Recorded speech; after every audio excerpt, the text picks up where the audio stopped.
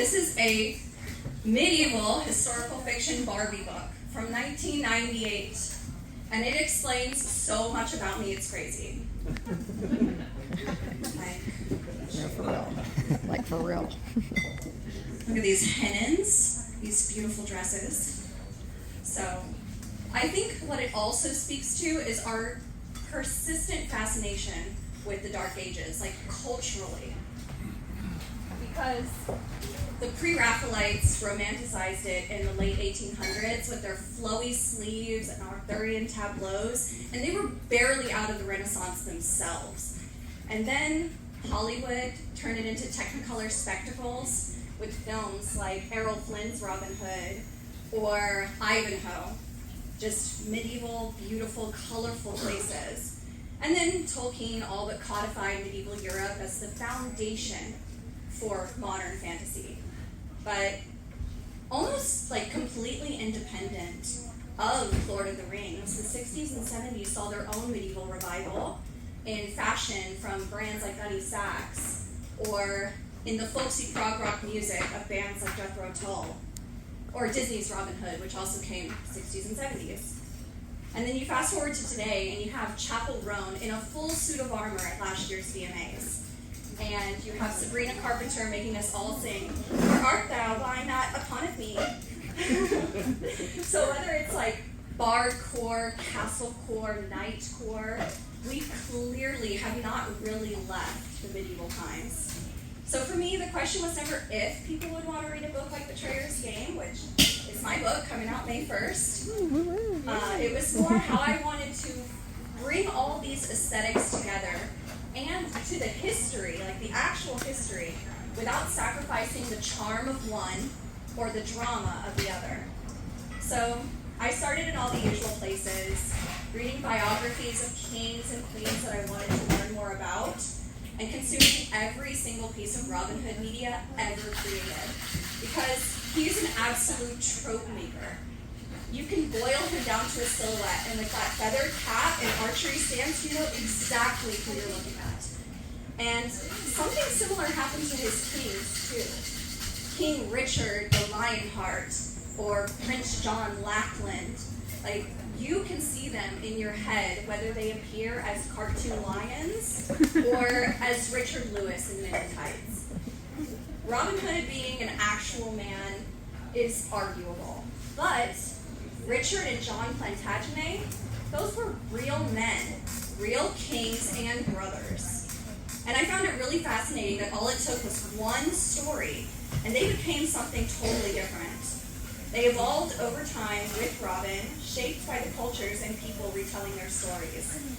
Adding my voice to that tradition felt like an honor and a challenge, because I wanted readers to remember that they were in this world between Beowulf and Shakespeare, but there was a strict limit to the thines and thous I wanted to include. So I used language more as a tool in establishing class and culture.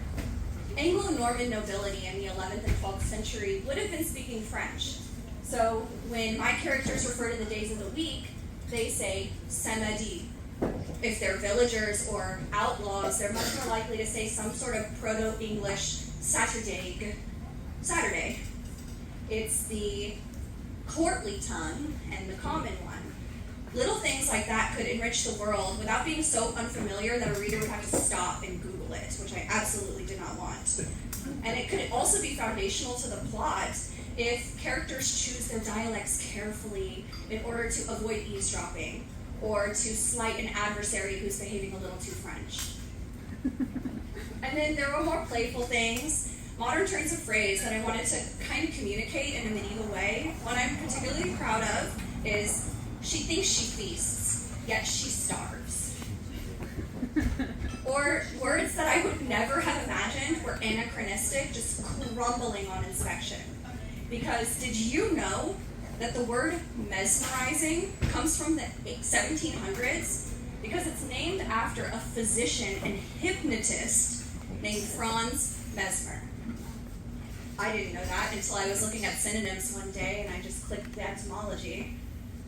But Then there was also unlearning this like fear of contractions that I think any historical fiction writer gets when they read too much Regency. But contractions were made in the evolution from Old to Middle and Modern English. If you think about it, I don't think we'd be saying y'all without tis or shan't. I started to find that transformation was actually that keystone to building a 12th century world that would connect with modern audiences. Because tournaments as we know them today, from like LITFest, they hadn't really taken form yet, but they were athletes taking risks in heavy competition with an captive and sporting audience. So when I wrote them, I find myself thinking about the sports we watch today, or the rodeo. And when you visit Little John's favorite pub, you might be reminded of your favorite dive bar, or beer. And that's not anachronistic. As a writer, you're reaching into the things that you know because you're searching for the feeling that these places and activities give you. It's the same thrill, the same need for entertainment, or the desire, the human desire for communal connection, which kind of brings us to love and romance. And while I love a good bodice stripper, I don't think I could write one. Marriage in the 12th century was a careful balance between duty and affection, and it was shaped by politics as much as personal bonds. And I wanted to write a heroine who didn't reject the cards she's dealt, but instead remembers that playing the opponents is just as important as the hand. And to create a family that sees the opportunity and is fortunate enough to have a beautiful, intelligent, unmarried woman on hand, but still feels conflicted to pawn off a daughter or a sister for a crown. There were some pretty amazing women in this time period of history, and you probably visualize this next part better if I had some kind of family tree, but Empress Matilda is King Richard the Lionheart's grandma. And if you know anything about Empress Matilda, you might find that she shares a lot with J.R.R. Martin's Rhaenyra Targaryen from House of Dragon. They have very similar stories, and I think that the history is even more rich than any fiction. I chose the name Eleanor for my main character, not only because there were real Eleanor and Leona Peverils in the late 1100s, but because if anyone embodied the intersection between love, power, and legend, that would be Queen Eleanor of Aquitaine. She was a queen of two kingdoms, a ruler in her own right, and as the matron of the chivalric movement, she's the one who nurtured the poets and musicians that established the myths of Camelot. And then it was later her sons who would go on to absolutely dominate the stories of Robin Hood. Stories of outlaws, justice, and sheriffs. Things that explored corruption, retribution, and what it means to be free. Once I saw the parallels to American Westerns, I couldn't ignore them. They'd invoke Shakespeare.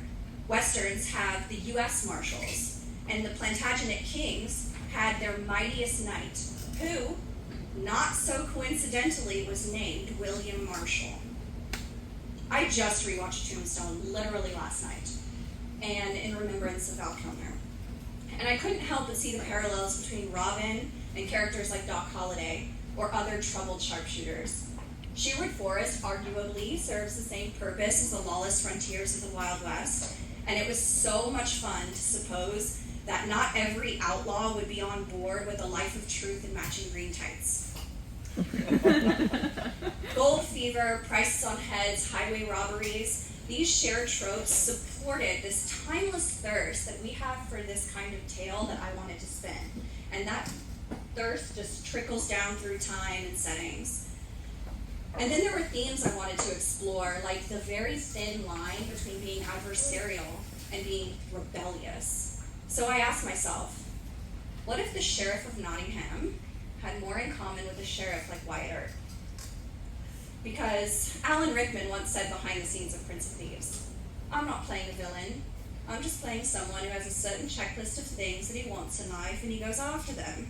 And people say, like Robin Hood decides, that's appalling and must be stopped. So, what does Robin Peveril find appalling? Betrayer's Game is more than a Robin Hood retelling. Just like the medieval era was more than castles and chainmail, the novel and the history it's inspired by were an exploration of ever-shifting alliances, where people grappled with generational expectations, humility, and hubris. They may have asked themselves, what does it mean to be good in a court where cutting someone's tongue out might be considered a hand-waveable offense? Because the ruins we see today were once absolutely thriving halls, filled with voices that laughed and argued and loved just as fiercely as we do. People who gathered like we are today. Their stories are not so distant from ours. We've just inherited the task of sharing them.